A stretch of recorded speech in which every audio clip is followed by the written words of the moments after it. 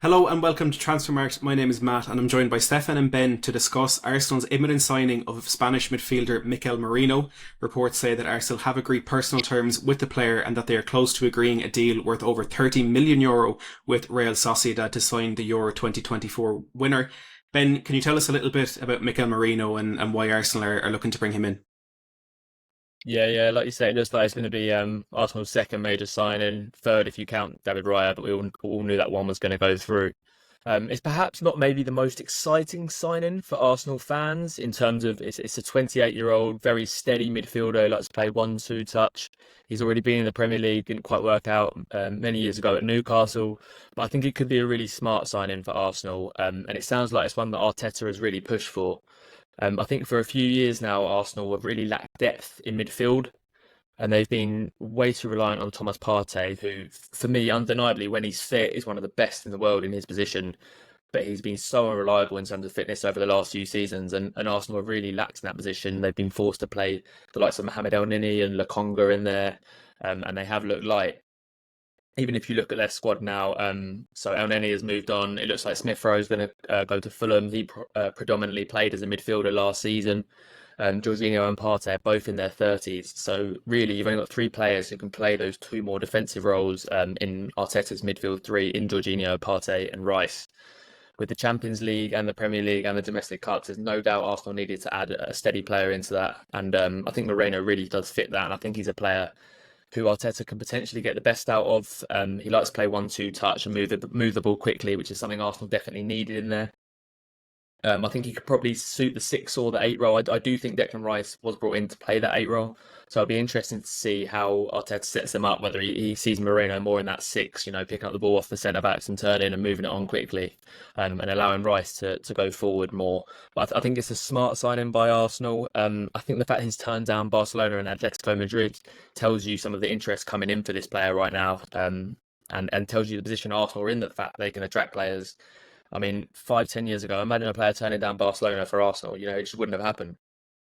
Which I think says a lot about sort of Barcelona's fall and Arsenal's rise as a club recently.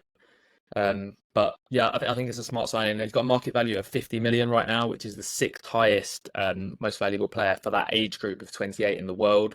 And it looks like Arsenal, as you mentioned, Matt, are going to get in for around 30 million euros. So I think this could be a really smart piece of business for the Gunners. Stefan, do you think midfield, as Ben kind of alluded to there, is a priority for Arsenal? Do you think it's clever for them to get this deal done earlier than maybe other ones they might pursue?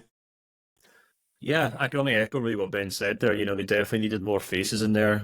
You can compare them to Manchester City, for example, and I think one of Man City's great strengths and what's really helped them over the line in the last couple of seasons is they do have two or three players, typically for each position, being kind of slot in and keep that keep the ball rolling. I guess the best analogy there, but just a way that they can slot in and make sure there's no kind of drop off. And I think that has been something that Arsenal has suffered from, and to the extent you do kind of look at the likes of Jorginho and Thomas Partey, and they're good players, but as Ben said, they could start showing their age. Fabio Vieira is a player who offers promise, but we're still to wait and see for him to kind of really establish himself at Arsenal. So it'd be a little risky to kind of just expect him to kind of step up and become a star alongside Declan Rice this season. And equally, I think Marino also allows Arsenal to kind of finally get the most out of Declan Rice.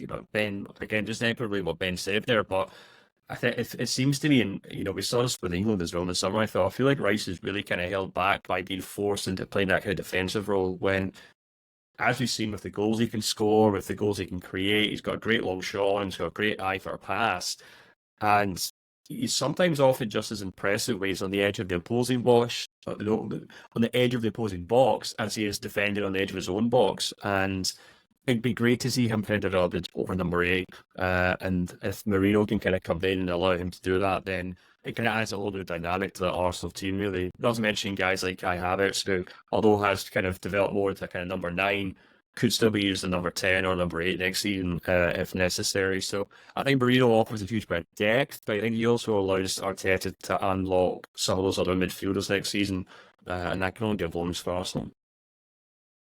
Reports suggesting that Arsenal will be able to go ahead with this move after the sale of Emile Smith Rowe. We did a video on that last week if you want to check it out on the channel.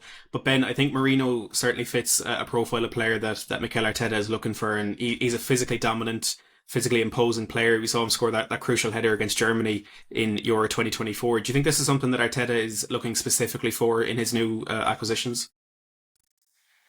Yeah, like you say, it felt like one of the defining moments, didn't it? That header against Germany in the quarterfinals for Spain to win it, where he sort of drifted into that half space and headed home to send Spain through. And I do think it's something that Arteta would have looked at. Moreno, sorry, actually won more aerial duels than any other midfielder in the top 5 leagues last season with 168. And he's at 6'2". I don't know what Arteta's doing, but it's getting a bit out of hand, the height thing here at Arsenal, because can I just read you out the potential, like a likely 11 and their heights next season for Arsenal. So David Raya in goal at 6 foot would actually be the third smallest player in the 11, which is crazy for a goalkeeper. Then you've got Ben White, 6'1", right back. Saliba and Gabriel centre back, 6'3" and 6'2" respectively. Calafiori, 6'2", left back. Declan Rice, 6'2", midfield. Moreno, 6'2", midfield.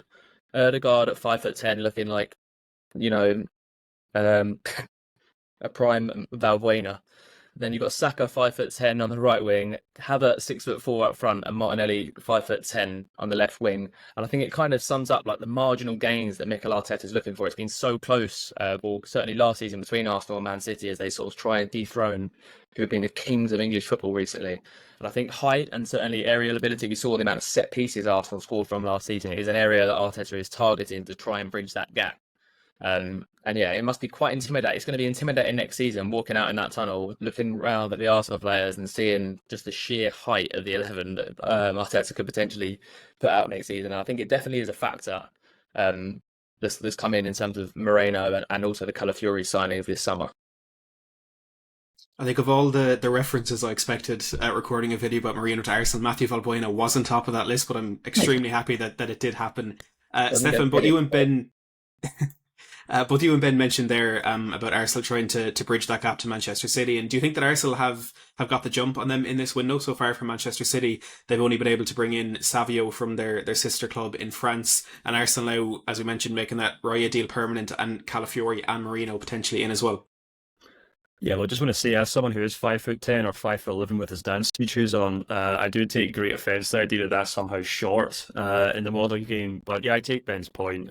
It's a physical thing that definitely comes into, and again, it's something I think Manchester City have been slowly but surely going to emphasise. You look at guys like Guardiola, a left back who's just an absolute champion in the air, for example. So, and Rodri, who's looks like this kind of modern day gladiator. So, it's something that Man City have kind of got away with as well in terms of that extra physicality. And it's something that Arsenal are also looking to balance out as well. And yeah, I think there's probably a lot more to come from Arsenal. There's a lot of players who could be moved on. We're talking about Smith Rowe, and Keita is another one who would kind of like to see move on as well. That frees up a lot of money for Arsenal. And while it looks like they do have a defence sorted, maybe midfield gets sorted after Reno, there's a lot that has to be done with that attack. As Ben has said countless times on this podcast, or this YouTube channel, Arsenal were over-reliant on Bukayo Saka last season. They really need someone to kind of compete with Martinelli on the left. And at the end of the day, we're still kind of looking at Kai Havertz and Gabriel Jesus, who are two good number 9s. But also two kind of hybrid number 9s who maybe will need kind of more kind of competition. I would also like to see him bring in another number 10. I know Odegaard never gets injured. I know he's really Mr. Dependable at Arsenal, but I think someone along, aside from Trossard, maybe someone who can also maybe play on either wing as well and kind of be that kind of handyman in attack would be really useful, because Arsenal proved that it could be a very good defensive side last season, but without Odegaard pulling the strings, without Saka doing a bit of magic on the wing, it looked like they kind of struggling for ideas at times in the final third. So I'd like to see them be a bit more attack minded next season, and they might have to bring in new players to do that. Let us know in the comments down below your thoughts on Mikel Merino and his potential move to Arsenal, and if indeed you do agree that Arsenal need to bolster that attacking line for next season. Hit the subscribe button if you've enjoyed this chat, and make sure to hit that like button down there as well. But for now, thanks for watching.